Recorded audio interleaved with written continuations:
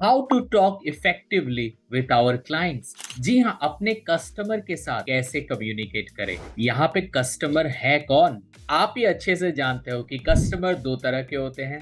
One is internal customer, one is external customer, and both of them are very important. So who are internal customers? Internal customers means जो हमारे company के साथ directly linked हैं, जैसे कि हमारे colleague, हमारा बॉस, हमारे साथ जो सहकर्मी है, जो काम करते हैं, वो हमारे शेयर होल्डर्स हैं।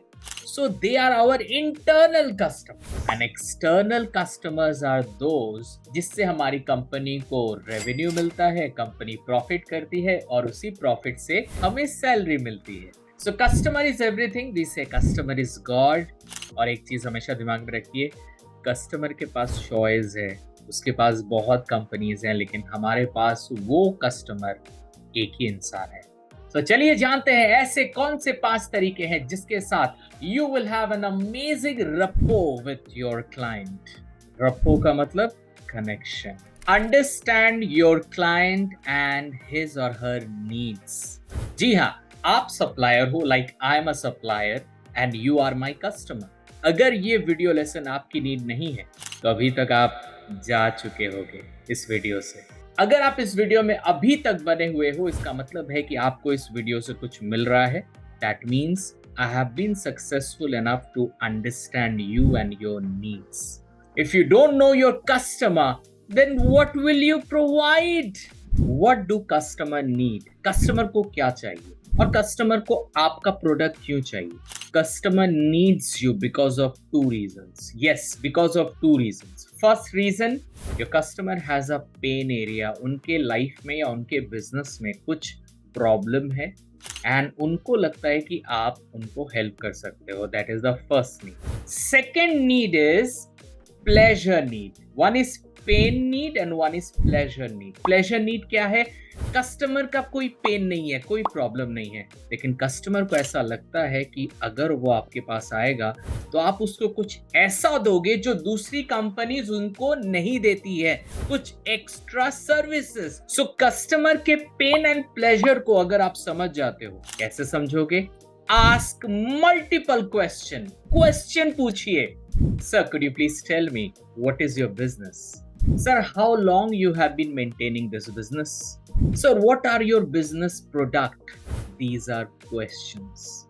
Why you ask question? To know your customer, you have to ask questions. तो आप क्यों नहीं पूछते हो questions? 2 reasons होंगे, फिर से 2 reasons. पहला, शायद आपको पता नहीं था। And what is the second reason जो बहुत लोगों के लाइफ में होता है? There are some people, they go to customer and they start selling their products. अगर आपको टारगेट का डर है, अगर आपको अपने सेल्स मैनेजर का डर सता रहा है, अगर आपको अपनी सैलरी का डर सता रहा है, ये तो आपका प्रॉब्लम है, right? Why are you bothering your customers? उनको आपसे बेनिफिट चाहिए, उनको आपसे वैल्यू चाहिए, उस पे कॉन्सेंट्रेट कीजिए, टारगेट पे नहीं। Listen to your customer more and make a note of it. Listen to your customer more. क्या लगता है, हम कस्टमर को सुनते हैं या हम वो सुनते हैं जो हम सुनना चाहते हैं? Think about it. This is very, very important because when we listen to customer, then we sit in a same level. अगर customer बैठा हुआ है तो हम भी बैठेंगे. And when I'm talking to my customer, and specifically when I'm listening to my customer, I will listen to him, I will nod my head, because when you nod your head, your customer will feel that you are listening. आप सुन रहे, और इसमें कोई गलत नहीं है. You are showing that yes sir, I'm listening to you. And look at the customer. Nodding and look at the customer. ये दो चीज एक साथ चलनी चाहिए. And the next part is when customer is telling about his or her needs, keep a note of every point. Be loud and clear. For example, मैं हूँ XYZ bank से और मैं कस्टमर के पास जा रहा हूँ फर्स्ट टाइम. तो सबसे पहले जब मैं जाऊंगा, I have seen many people they start. Hello sir, I am Subhash from XYZ bank. What is this? कोई enthusiasm नहीं है आपके अंदर, कोई एनर्जी नहीं है आपके अंदर. Be loud and clear. Energy tight. Energy top class. Be louder. And whatever you are speaking, वो क्लियर जाना चाहिए.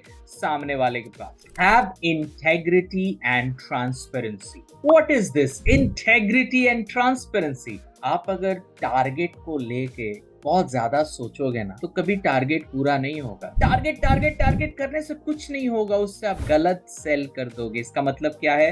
इंटेग्रिटी का मतलब है सही बोलना है, और गलत सेल कर दोगे तो क्या हो जाएगा? गलत हो जाएगा। Integrity and transparency is very much important. जो सही है वो कीजिए। Be authentic, be transparent, have integrity. मैं सही चीज करूंगा। आप पे काउंट करता है वो, और एक गलती आपने किया, the whole trust will be lost. Trust lost, communication lost. Confront your customer if needed. आप कन्फ्रंट कब करते हो? ऐसे दो सिचुएशन फिर से हो सकते हैं जब आप सामने वाले को कन्फ्रंट करते हो। पहली चीज, या तो वो कुछ गलत बोल रहा है जो सच में नहीं होता है, या तो आपने कुछ गलत किया है। लेकिन कभी कभी ऐसा भी हो सकता है, समटाइम्स इट माइट हैपन, कि आपने कस्टमर को कुछ ऐसा प्रोडक्ट दिया और दैट वाज अ फ्लॉप। उससे कस्टमर्स का लॉस होता है। उस समय customer will be very angry, customer will call you, customer will text you, customer will shout on you. You have to be very cool and calm. Confront and say, sir, I'm very sorry, sir. I really wanted to help you, sir, but I couldn't do that, sir. I don't know. Somehow something happened, but I tried my level best, sir. Be transparent. झूठ नहीं बोलना है. Be right. Confront कीजिए कि sir गलती हुई है और आगे जाके मैं इस पे काम करूंगा, सर. दोस्तों, इंग्लिश का मतलब ये नहीं कि अगर किसी को इंग्लिश आती है तो वो किसी भी कस्टमर को खुश कर सकता है. इंग्लिश एक अलग चीज होती है एंड इफेक्टिव कम्युनिकेशन एक अलग चीज होती है. English is all about what to speak, grammar, vocabulary, fluency, and effective communication means how to speak. और एक बात, हर एम्प्लॉय के लिए अपने कस्टमर के साथ इफेक्टिव कम्युनिकेशन करने के लिए उनको बहुत ज्यादा असर्टिव होना पड़ेगा. आपको पता है असर्टिव कम्युनिकेशन क्या होता है? नहीं नहीं नहीं, पॉजिटिव कम्युनिकेशन नहीं, असर्टिव कम्युनिकेशन होता है. एक काम कीजिए, गो टू दिस लिंक और अभी जाके देखिए कि व्हाट इज असर्टिव कम्युनिकेशन.